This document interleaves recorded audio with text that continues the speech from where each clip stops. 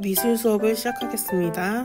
먼저 교과서와 준비물을 미리 준비해 주세요.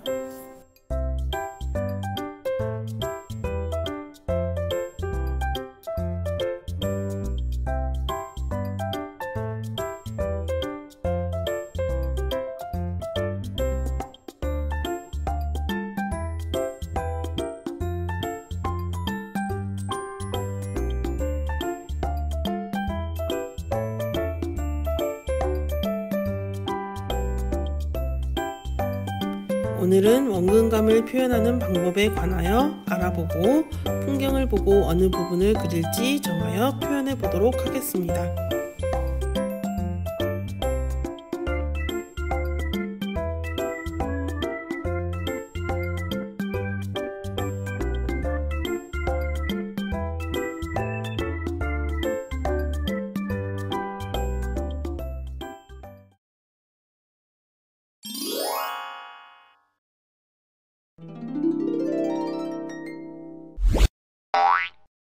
미미야, 이 그림을 좀 봐봐. 응? 무슨 그림인데? 뭔가 일반적인 그림과 다른 느낌인데? 얘들아, 안녕. 무슨 그림을 보고 있길래 그렇게 진지한가요? 선생님, 이 그림 좀 이상해요. 연못은 위에서 내려본 것처럼 그려져 있고 오리와 물고기는 옆모습을 그렸어요. 왼쪽에 그린 나무는 누워있는 것처럼 보여요, 선생님. 아, 그렇죠?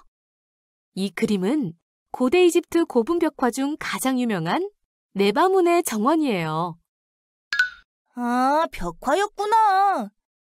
그림을 그리는 방식이 독특한 것 같아요. 그렇죠? 그동안 봤던 그림과 다른 표현 방식이죠. 네, 신기해요. 그렇다면 나무를 포함해 왜 이렇게 그림을 그렸는지 우리 한번 알아볼까요?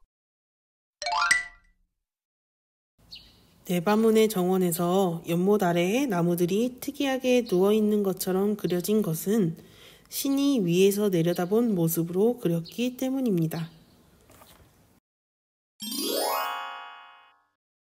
자, 사진 속 풍경 그림을 한번 관찰해 볼까요? 길과 나무가 보이고요. 길게 구부러진 길이 멀어질수록 좁아 보입니다. 키 작은 나무와 키 큰 나무들이 함께 있고요. 앞에 있는 나무 기둥은 굵고 멀리 있는 나무는 가늘어 보입니다. 또 예쁜 의자들이 있고 앞에 있는 의자는 보면 크고 뒤에 있는 의자는 작게 보이는 걸 알 수 있어요. 넓은 풍경 사진 속에서 길과 나무를 그려볼 수 있겠죠. 그러면 나무들 사이로 좁아지는 길의 모습을 그림으로 표현할 수도 있을 겁니다.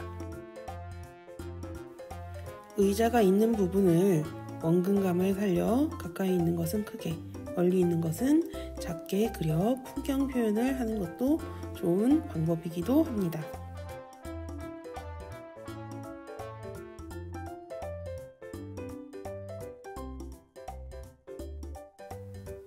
원근감을 표현하는 방법에 관해 알아보겠습니다.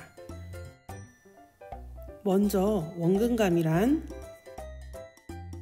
거리에 의해 먼 곳에 있는 물체는 작게, 가까이에 있는 물체는 크게 보이는 느낌을 말합니다.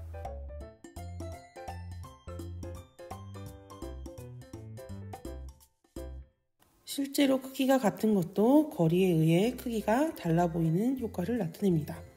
오늘 우리는 부록을 활용해서 원근 표현 방법을 알아보도록 하겠습니다.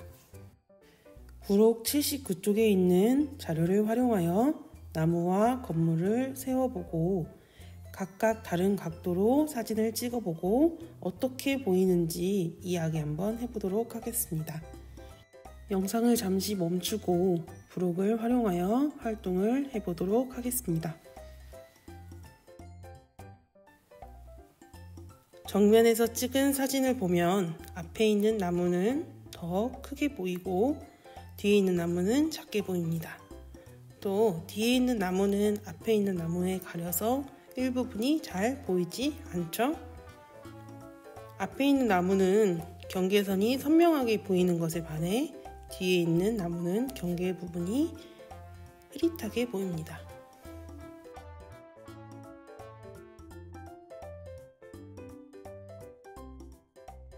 위에서 내려다보는 것보다 눈높이를 조금 낮추면 길이 점점 좋아지는 것을 볼 수 있습니다. 또 옆에서 보면 도로의 일부분이 나무나 건물에 가려져 보이지 않는 것을 볼 수 있겠죠?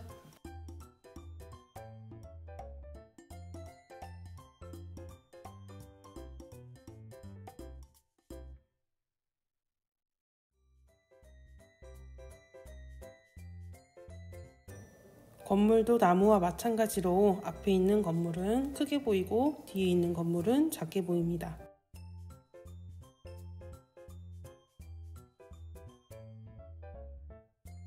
또 뒤에 있는 건물은 앞에 있는 건물에 가려져 일부분만 보입니다.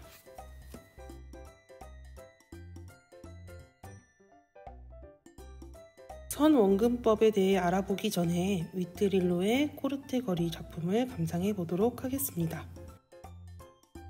작품에서 앞에 가까이에 있는 건물은 크고 멀리 있는 건물은 작게 보이죠. 그 다음에 길이 점점 갈수록 좁아지는 것을 볼 수 있습니다.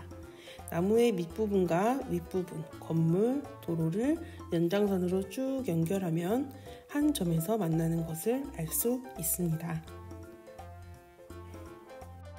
2차원인 평면에 3차원으로 입체로 나타내기 위해서 선원근법을 사용하는데요. 가까운 것은 아래쪽에 크게, 그리고 멀리 있는 것은 위쪽에 작게 그리는 특징이 있습니다. 물체의 연장선이 멀어질수록 작아지고 한 점에 모이게 되는데 이 점을 소실점이라고 합니다. 눈높이는 수평선과 같으며 소실점도 이에 따라 위치가 달라집니다. 호크니의 작품을 보면서 농담을 이용한 원근법을 알아보도록 하겠습니다. 농담이란 색깔이나 명암의 짙고 옅음을 말하는데요.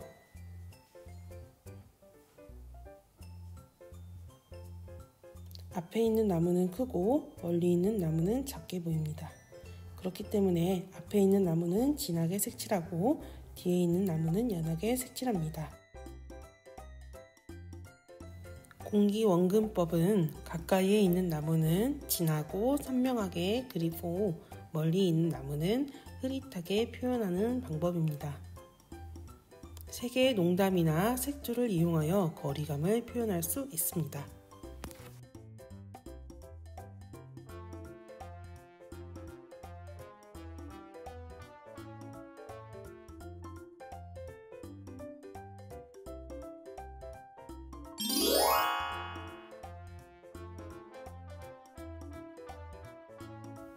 오늘 준비물을 알아보도록 하겠습니다.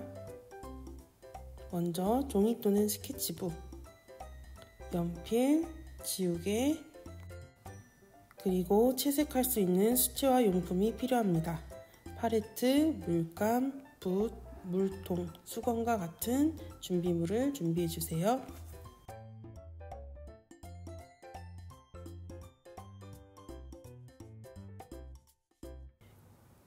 의자 그림을 보고 어느 것이 더 보기 좋은지 또 차이점은 무엇인지 교과서 26쪽에 한번 적어보도록 하겠습니다. 영상을 잠시 멈추고 해도 됩니다.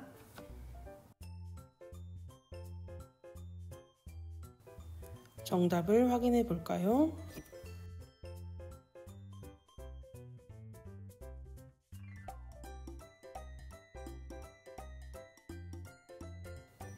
오늘 우리는 풍경화를 그려볼 건데요. 풍경화 그리기 순서는 먼저 원근감이 느껴지는 곳을 찾아보고 그 다음 원근감이 잘 나타나도록 스케치합니다. 전체적인 조화를 생각하며 옅게 채색을 해줍니다. 원근을 생각하여 세밀하게 채색을 해주고요. 농담도 조절해줍니다.